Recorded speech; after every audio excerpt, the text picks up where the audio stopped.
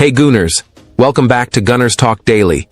And this one's special. Arsenal are marching into the Champions League semi-finals, and the dream is well and truly alive. After dismantling Real Madrid 5-1 on aggregate, the Gunners now prepare for what could be the most defining two-legged tie of this generation.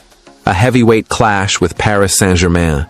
And while it's a meeting of two modern giants still chasing their first Champions League crown, Arsenal may already have a quiet edge heading into this showdown. Bukayo Saka missed a penalty, but made up for it in style, chipping Courtois and silencing the Bernabéu like a true star. Even when Real Madrid threatened a response, capitalizing on a rare Saliba slip, Arsenal didn't blink. Martinelli's stoppage-time dagger sealed the night, and the Gunners left Madrid not just victorious, but dominant. This wasn't survival. This was a statement. Next up, PSG. Luis Enrique's side edged out Aston Villa in a dramatic 5-4 aggregate thriller, but unlike Arsenal, their road to the semis was shaky, and more than just form, scheduling could also play into Arsenal's hands. Thanks to Crystal Palace's FA Cup involvement, Arsenal's Premier League fixture against the Eagles has been moved forward, gifting Mikel Arteta's men a rare advantage: 6 full days of preparation before the first leg against PSG. That's a luxury at this stage of the competition, and in contrast, PSG are staring down 3 matches in 6 days, with no respite. But none of this means Arsenal are underestimating the Parisians. Far from it. When an unstoppable force meets an immovable object, that's the aura around this tie. It's different from Inter versus Barcelona on the other side of the bracket. This isn't about legacy or history. This is about ambition. About 2 rising titans chasing the same ultimate dream. Paris Saint-Germain have poured over a decade into conquering Europe. Arsenal have rebuilt their very identity to get back to this stage. Both are ready, but only one will make it to Munich. What sets this Arsenal team apart is not just the talent, but the mentality. This isn't the same squad that faltered against Bayern a year ago. That team played with nerves. This team, with conviction. Jakub Kiwior's resurgence, Saliba's near-perfect marshalling, and David Raya's calm presence created a backline that not even Vinicius Jr. or Bellingham could unnerve for long. Declan Rice was something else. He didn't just dominate the midfield, he owned the pitch. From bullying Bellingham to shielding the backline from Madrid's stars, Rice was the embodiment of everything Arteta wants this team to be. With Partey suspended for the first leg against PSG, Rice will once again have to go into overdrive, covering, closing, and leading. And there's no reason to think he can't. Every time the bar is raised, Rice clears it with room to spare. PSG's midfield trio of Vitinha, João Neves, and Fabian Ruiz is full of energy. They'll bring heat. But Rice brings fire. And with Saka alongside him, who, by the way, continues to deliver massive moments, Arsenal can go toe-to-toe with anyone in the world. They already proved it by beating the most clutch team in modern football over 180 minutes. And they did it in style. That experience matters. Arsenal were calm in Madrid. That old fear, the lingering weight of the occasion, gone. This team didn't survive the Bernabéu. They silenced it. Paris Saint-Germain will be dangerous. Mbappé is Mbappé. But Arsenal just kept Bellingham in their pocket for 2 legs. Saliba and Gabriel are a pairing no one wants to face right now. And Arsenal's team chemistry is at an all-time high. There's still more work to be done. Champions League semi-finals aren't just physical. They're psychological, atmospheric. But Arsenal belong at this level now. The club has hired Andrea Berta, a man who knows how to build UCL-level squads. The infrastructure is elite. The talent is elite. And the belief? It's sky high. This tie isn't just about surviving PSG. It's about showing the rest of Europe that Arsenal aren't here for a cameo. They're here to win. That 5-1 destruction of Real Madrid was the spark. Now, it's about finishing the job. Because with Rice anchoring the midfield, Saka providing brilliance, Saliba shutting down world-class forwards, and Arteta masterminding the operation, this Arsenal side doesn't just dream of the final. They believe in it. And so should you. Let us know your thoughts in the comments below. Can Arsenal finish the job? Are you confident heading into the first leg against PSG? And just how far can this team go? Smash that like button, subscribe to Gunners Talk Daily, and stay locked in, because we're just getting started. The Champions League is calling, and Arsenal are ready to answer. Moving forward. Declan Rice has insisted Arsenal can win the Champions League after knocking Real Madrid out of the competition.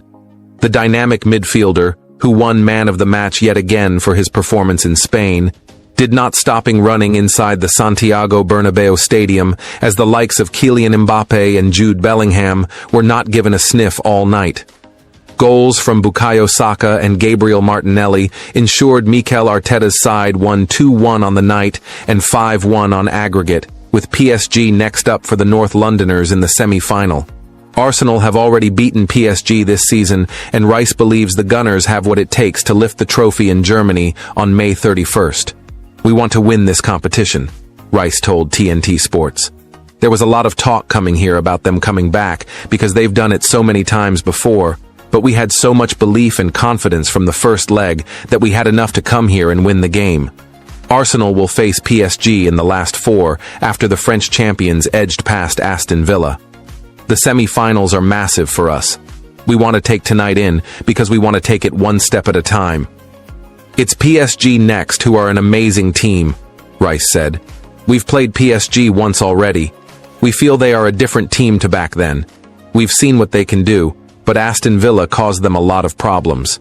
Meanwhile, Real Madrid, the entirety of the Spanish press, and most of the non-Arsenal supporting world could easily have convinced you that the score was not 3-0 heading into Wednesday's Champions League showdown. The entire week was full of talk about how this is what Madrid do and how much Arsenal would have to weather. The reality was quite something else. Mikel Arteta's men played with the organization and confidence, not to mention quality, that got them into such a brilliant and unexpected position in the first place. They managed to put the Madrid narrative to one side and demonstrated exactly why they had been made tournament favorites among a group of more established opponents in the quarterfinals. This was a game that had everything, very little, but more than enough at the same time. There was penalty and red card controversy throughout the first half, but also nothing for Arsenal to be really scared of. David Raya hardly had to move except to snatch the ball out of the night sky, on the break, and there was danger there. Bukayo Saka put in a shift that should embarrass Kylian Mbappé.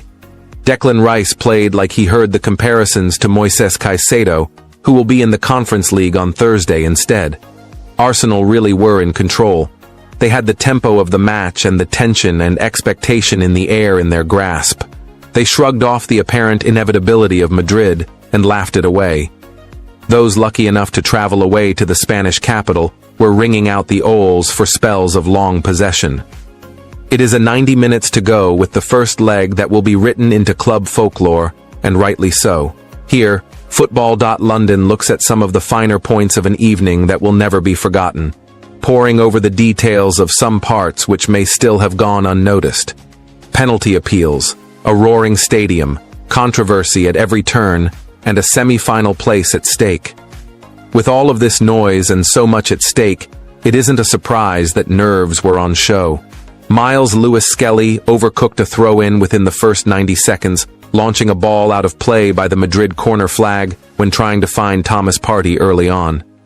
That was a sign of things just being ramped up a bit more on a young player, or maybe that is overanalyzing a simple throw. The coolest man on the field was William Saliba, regardless. If Carlo Ancelotti is the image of composure, then Saliba embodied this for his side. Whilst David Alaba was throwing himself into tackles, Antonio Rudiger was trying to fight the moon, and Raul Asensio was dragging down Mikel Merino in a different postcode to the ball ahead of Bukayo Saka's penalty. Saliba was stony-faced and rock-solid. Next to Jakub Kiwior, who had also found some moments too much for him, sending a cross-field pass out of play under very little pressure, Saliba was dominant. As Madrid sent crosses swinging into the Arsenal box, he was there to organize along with David Raya. They showed incredible presence to wipe out the aerial threat coming in from wide at every opportunity. Raya jumped higher to claim, and Saliba headed out when it was further out. Then, when put into a race on the floor, Saliba twisted his body to go alongside Mbappé, sprinting towards his own goal. The Madrid forward took a good touch before Saliba appeared behind him. Striding with his long legs, Saliba leant over his international teammate, stretching out over Mbappe's knee, and then not even needing to clear the ball.